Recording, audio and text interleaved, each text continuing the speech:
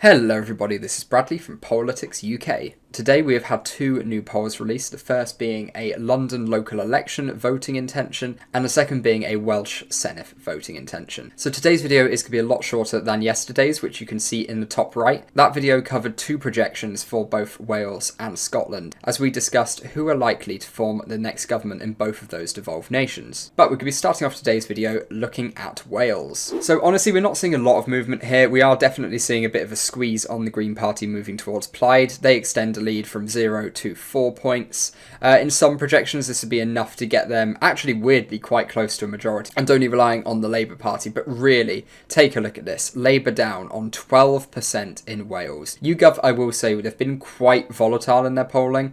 They had one poll that gave Plaid basically a 10-point lead ahead of Reform earlier, which then completely reverted back to a draw, and now Plaid gaining 4 points. And again, to be honest, I wouldn't be too shocked if we see results like this. I am definitely expecting Plaid to come out on top in the vote share, and probably on seats as well, with Reform a close second. But really, what is so interesting here is you only have 3 parties in the double digits, very different to the picture we have in, sort of UK-wide, especially in England.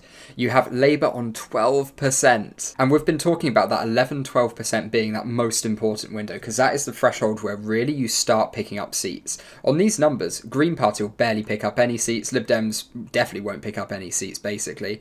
Tories will probably pick up only 4 or 5, and Labour will just pick up a bunch of 6th place seats. I mean, anything close to 12% for Labour is absolutely catastrophic. And in this poll, they're definitely within margin of error of coming 4th or 5th. So yeah, that's a really interesting result. And it is definitely margin of error out front as well. I expect on the night Plaid to slightly edge it, but we'll go through this in a predictions video ahead of tomorrow. We'll also be having a predictions video for the local elections, so make sure you subscribe to the channel if you are new around here, because we'll be going through both the local elections in England and these devolved elections in the Senedd and Holyrood as well. So jumping to a slightly more interesting poll, the London local election voting intention. So I've gone back to the 2022 local elections to make these comparisons on the account. So Labour down from 42 points to 28%.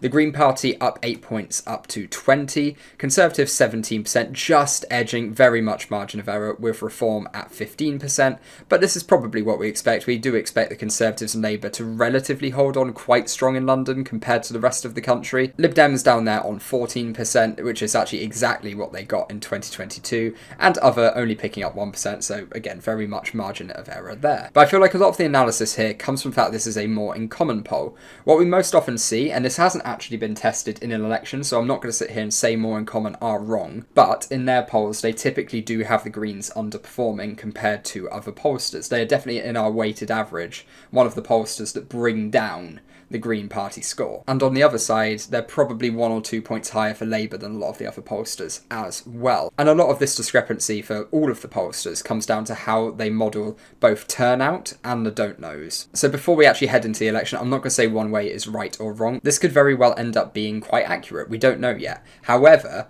I do think the Green Party could well be closer before the most recent scandal, and I'll go into this in a second for Zach Polanski. Maybe that is going to hurt their momentum. So Luke Trill posted these numbers on X this morning, which is going to be part of their sort of latest Westminster voting intention, which we'll cover in a video tomorrow when that is released. That does have the party leadership approval rating. So this is asking people not whether you necessarily approve of the party leader in sort of a personal term, but whether you think they are doing a good job or a bad job. And look at that drop-off that we have for Zach Polanski since his late night retweeting and comments by the Met Police and so on. It does seem very much that has had a real dent on his popularity. I mean, that has plummeted a good sort of 13-14% on last week in his net approval. And apparently a lot of this drop comes from younger people being much less likely to say he's doing a good job, and now more likely to say he's doing neither a good nor bad job. Now, this doesn't mean that all of these people are now no longer going to turn out and vote for the Greens in London. However, there will definitely be some. So when we do look at polling like this, are we seeing that actually the Greens, they definitely have the momentum more broadly in UK politics at the moment, but is it that, much like Reform in the 2024 general election, they just have a bit of a problematic campaign. They've had candidates being arrested for comments and plenty having to be deselected. So, and this is something you expect from a bit of an insurgent party, as we saw with Reform, as we're still seeing with Reform. And to be honest, it's something we see from all of the parties as well. It just obviously gets picked up a lot more in the media when it's a new party, because it's a new kind of scandal. And especially when it's the Green Party and Reform, they're the parties that get the most clicks in the media. So of course you're going to see a lot more headlines about those parties. However, that definitely plays into public perception, rightly or wrongly. So what do these numbers show? We're seeing that the Greens are gaining significant ground across the board, basically.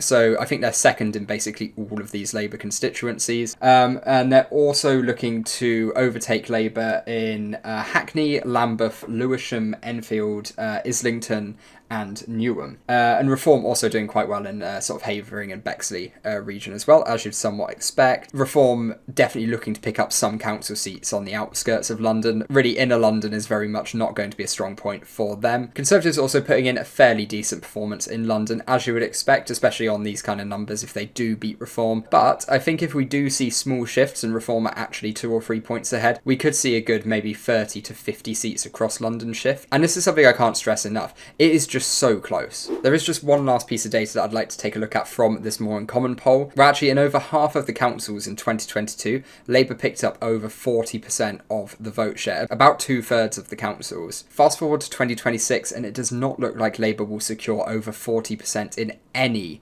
of the councils. Now 40% is obviously quite an arbitrary number, but I do think it's a reasonable threshold to look at for where you can expect to secure a majority. Don't get me wrong, Labour will still hold some majority. They will win some majorities in these councils in London. However, I think 40% is where you can fairly safely say if you're getting that across a council, you will have a majority. So this really ties into the theme of the night that we're going to have over the next day or two. The real winner is going to be no overall control, because we have a lot of councillors electing in thirds, where Reform will probably pick up quite a lot, especially up north. And that will strip Labour of their majority in a lot of these councils, which will turn them into no overall control councils. So when we're analysing the results, it's really important we don't actually just look at it in terms of councils gained. You actually do need to take a dive into each council and see what the performances are, because there's quite a few councils where Reform could win every single one of the election by thirds. However, there'll be a few where, because Labour had about 90% of the seats coming into the election, they'll still hold on to their majority. So it is really important to read more into the numbers on election night, and we'll be doing a lot of breakdowns post-election on some of the biggest stories, where the biggest movers are, and some of the stories that maybe just aren't picked up as much by the media. So like I said, guys, sorry this video was a little bit shorter, but there's only a couple of polls to go out today. Tomorrow,